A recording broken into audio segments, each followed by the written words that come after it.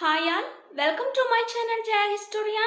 In this video, I'm going to talk about the Government of India Act 1858. The Government of India Act was also known as an Act for the Good Government of India.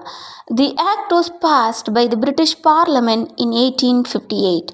When we talk about the Government of India Act 1858, the Revolt of 1857 immediately comes to our mind because the Revolt of 1857 was a main factor in the enactment of the Government of India Act 1858. This act abolished the powers of the British East India Company and transferred the control of India from the British East India Company to the British Crown. After the Government of India Act 1858, Lord Stanley became the first Secretary of State for India and Lord Canning was appointed as the first Viceroy of India. The Government of India Act 1858 aimed to achieve four key objectives: centralized control, modernization, reforms, and consolidation of British rule. This act aimed to establish centralized control over India by transferring power from the British East India Company to the British Crown. The act focused on modernizing and reforming Indian administration, including the judicial system and governance structure.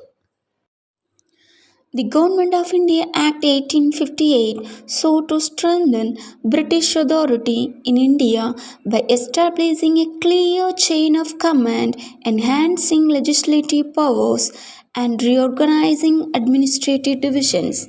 It ensured that British officials could govern effectively without interference from the British East India Company.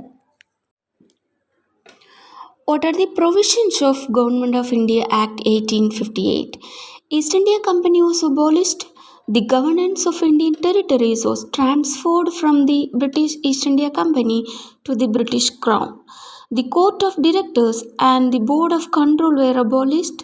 The powers of the company courts of directors were vested in the Secretary of State for India. The Secretary of State was required to be a British Member of Parliament and a member of the Prime Minister's Cabinet, supported by a council of 15 members. The title of Governor General of India was renamed as Viceroy of India. The Viceroy and the governors of the various presidencies were appointed by the Crown. The Viceroy was to be assisted by an executive council.